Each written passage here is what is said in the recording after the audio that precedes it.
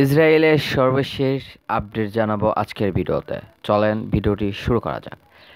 ইসরায়েলের যুক্তকালীন মন্ত্রিসভা থেকে বেনি গানজের পদত্যাগ। ইসরায়েলের যুক্ত মন্ত্রিসভার সদস্য বেনি গাঞ্জর বেনিয়ামিন নেতানিয়াহু সরকার থেকে পদত্যাগ করছেন। স্থায়িত সময় রবিবার রাতে তিনি তার পদত্যাগের ঘোষণা দেন। এই পদত্যাগ প্রধানমন্ত্রী বেনিয়ামিন নেতানিয়াহুর জন্য বড় ধাক্কা হিসেবে দেখা হচ্ছে। গত বছর গাজার যুক্ত পরিস্থিতি তথার দিক এবং বিভিন্ন সিদ্ধান্ত গ্রহণের জন্য যুক্তকালীন মন্ত্রিসভা গঠন করা হয়। গাঞ্জর রবিবার একটি টেলিভিশন বলেছেন, গাজায় প্রাকৃতিক বিজয়ের দিকে এগিয়ে যেতে আমাদের বাধা দিচ্ছেন নেতানিয়াহু। তিনি আরও বলেন, মন্ত্রিসভা থেকে সরে দাঁড়ানোর সিদ্ধান্ত কঠিন ও বেদনাদায়ক। তাই আজ আমি জরুরি সরকারকে ভারাক্রান্ত হৃদয়ে বিদায় দিচ্ছি। গাঞ্জন নেতানিয়াহু প্রধান রাজনৈতিক প্রতিদ্বন্দ্বী হিসেবে পরিচিত। তিনি বলেছেন, ৭ অক্টোবর হামাসের হামলার ৮ মাস হয়েছে।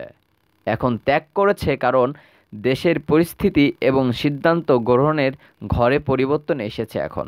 তিনি আরও বলেছেন, আশাজনক কৌশল সিদ্ধান্তগুলো রাজনৈতিক বিবেচনা কারণে দ্বিধা ও বিকল্প করে পূরণ করা হয়।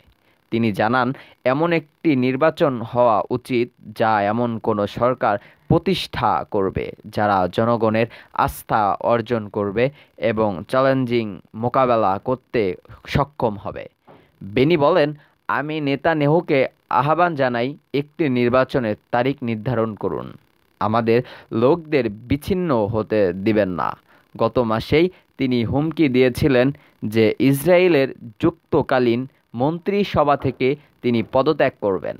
ফিলিস্তিনের গাজায় যুদ্ধ পরবর্তী পরিকল্পনা ঘোষণা করতে ৮ জুন পর্যন্ত নেতানিয়াহুকে সময় বেঁধে দিয়েছিলেন তিনি।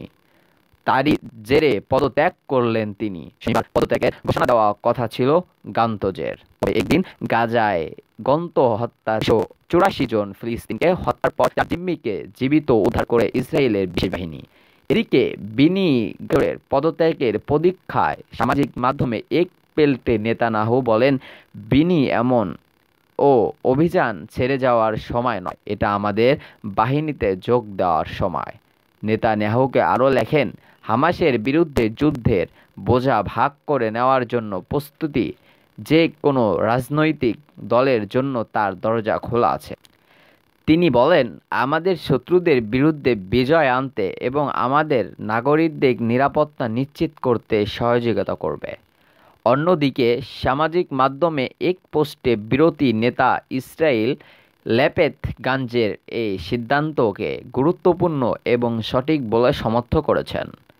নেতানিয়াহুকে নেতৃত্ব সরকারকে পরিবর্তনের সময় এসেছে বলে মন্তব্য করেন